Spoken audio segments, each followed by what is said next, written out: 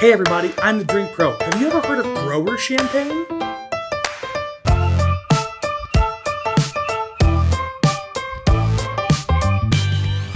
What's up everybody, Kyle the Drink Pro here with you yet again.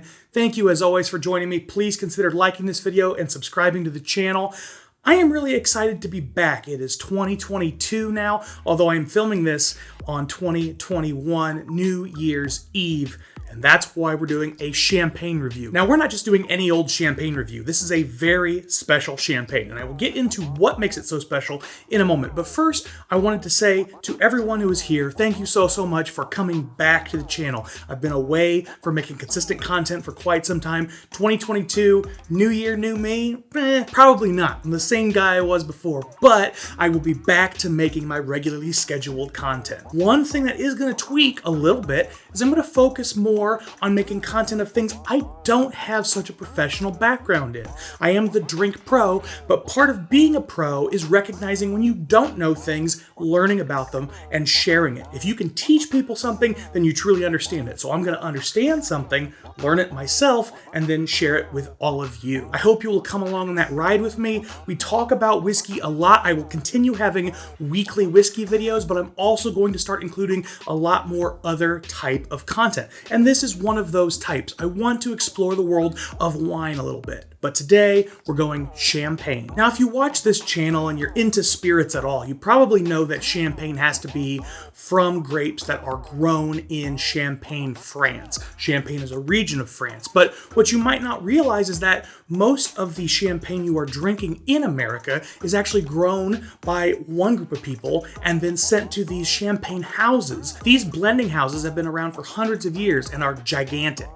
But they don't have that nice singular location touch to them. One of the fascinating parts of wine is that there is something called terroir. Now, I don't want to get into terroir too far, but essentially you can taste in most wines elements of where it came from, the soil, the climate, things like that. Even the processes used to create the wine. And this gets back to the original point. What is grower champagne? Grower champagne is essentially champagne that's being made by the same people who grew the grapes. It is farm to table for the wine world. It's kind of fun because you get to learn about the flavors coming from a very narrow, specific area. Like I said before, with terroir, you will have an understanding of where the flavors come from, but the large champagne houses that are taking grapes from all over the region and blending them together to make their product, they're not going to have that uniqueness that something like this will have. So let's go ahead and open this box and I will talk a little bit about what we have here today. Because not only is this grower champagne, it's a very special bottle of grower champagne. Now this is Special Club H. Goutorbe. Now this is Special Club H. Goutorbe 2008 vintage champagne. Now that's a lot. I'm going to unpack that for you. I don't know if you'll be able to see this, but there's a very small RM on the label. That RM is a distinction that basically means the people who grew the grapes are the ones that made the wine. This wine is 100% Ace Grand Cru. Now what does that mean? It's essentially a further distinguishing down of location. So we already talked about the fact that champagne has to be grown in the region of Champagne, France. Well, Ace is a town in that region. And Grand Cru is a distinction for the type of location. And what I mean there is that there's a lineage of grapevine that essentially carries these distinctions. And Grand Cru is designation for a specific few number of towns that are sort of historically known to have very good grapes. And that's not always the case. But it's worth noting because it really narrows down that regionality, which is really valuable because you get to learn how certain regions make certain products. Much like in bourbon, how you'll know a Buffalo Trace product versus a Wild Turkey product versus maybe a Texas bourbon if you want to get a little bit broader. But the nuances, those subtleties between the different companies, you'll see that between champagne houses and between regions in Champagne. This particular wine has its first fermentation entirely in stainless steel. Second fermentation is in the bottle, classic champagne style of fermentation. And it's made up of 70% Pinot Noir grapes, which are red grapes. Now, interestingly, that's a very common grape for Champagne, but I didn't see Chardonnay grapes, which is the other 30%. 50% as being as common of a grape in champagne. So this is actually a blend of red grapes and white grapes, which will make an interesting profile. I'm trying not to make this video 20 minutes long, but I have so much to say about wine. I'm learning so much and I'm having a blast. I think I'm really going to be reinvigorated by making this stuff. I love talking about whiskey, but I love learning. And this is an area I don't know very much about, but I'm going to learn a lot very quickly. So let's talk a little bit about the special club designation. Historically, you couldn't actually have champagne grown by individual vineyards. It had to be brought to these champagne houses. But eventually that law was changed. And in 1971, there were several different small growers who were making their own grower champagne and wanted to create some sort of quality standard. So they began doing a special club designation. There is a very strenuous quality control process to determine whether or not wines are going to get this designation. And when you see a special club designation, you know it's one hell of a good quality wine. I'll try not to go too far into the weeds, but essentially there are 28 different growers who all come together and share their wine before it's been fermented in the bottle. And they all taste these wines blind and decide which ones are quality, which ones are not. And if they are all of a high enough quality, they declare the year a vintage. This is essentially a process to determine whether or not they're even going to go through the process of trying to decide what the special club's wines are for that year. If there's unanimous agreement that there is enough wine that is of a high enough caliber to start a vintage, then they will go to a further process of creating a tasting panel who will taste all of the wines and decide which ones should be continued through the process and which ones aren't good enough to get that second look. Then they go ferment the wines in the bottles for 3 years. After that 3-year fermentation process, then they taste the wines again.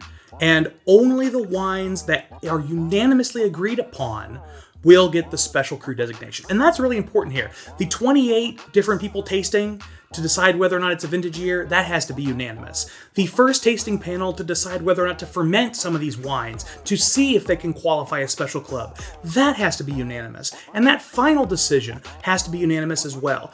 That is incredibly hard to get a large group of people as big as 28 to agree on anything. So it is an incredibly strenuous process. It is very rare to get your hands on a wine like this. I don't know how long I've been yammering on, but it's way too long. Let's get into this champagne. Oh boy, here's the embarrassing process of me trying to open this damn thing. I'm sure there's an elegant way to open a wine bottle, but I don't know what it is. I don't know how carbonated this is. I'm going to try to not have it explode on me like I had things happen in the past, because really you don't want the wine to blow up. It should be a pretty light degassing like that. That's how it should go, not how it's always gone for me. So let's go ahead and pour up some of this champagne. Now, I am certainly going to be doing parts of this wrong. I might be pouring wrong, I might be opening wrong, I'm certainly going to be smelling and tasting wrong, because I'm just really learning about the world of wine. There are people out here who will watch this and like, he doesn't know what he's talking about. Put a comment below. Matter of fact, if you really want to help me out, join my Patreon. It's only going to be $3 a month for the lowest level. There are tons of fun benefits, and you get a lot more interaction with me and decision-making power over what I'm doing on the channel. Plus, there are tons of cool giveaways and tons of opportunities to drink alongside me on live video calls, personalized notifications, live streams, all kinds of benefits. So check it out, patreon.com/thedrinkpro. One of the things I noticed right away is that this is a really nice color. I've had a couple of much cheaper brutes that are just sparkling wine, or even a couple of champagnes that didn't look this good. Maybe it's just the studio lights on it. It looks gorgeous.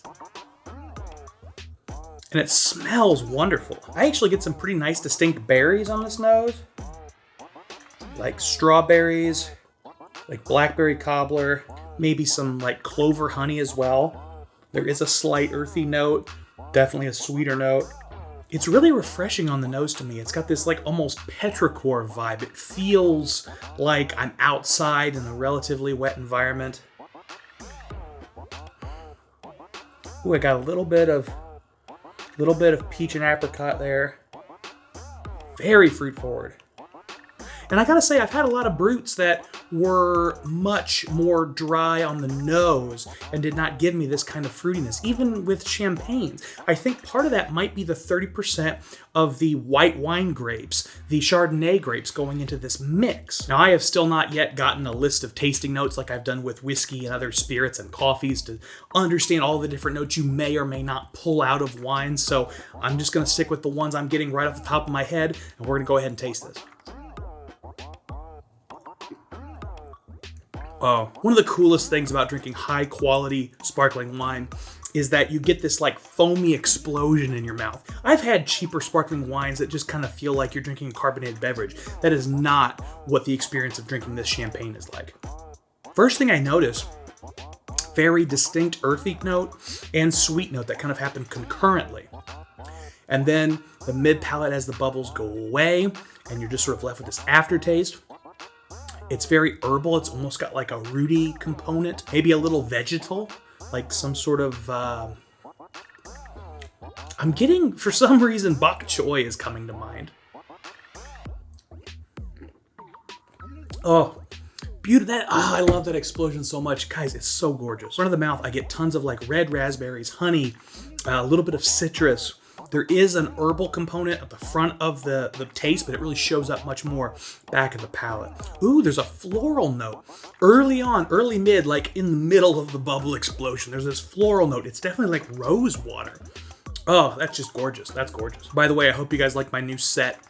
I'm playing around with it still, but this is basically where I'm going to be staying for a little while. I thought it was kind of fun to incorporate some other elements of my life besides just the whiskey.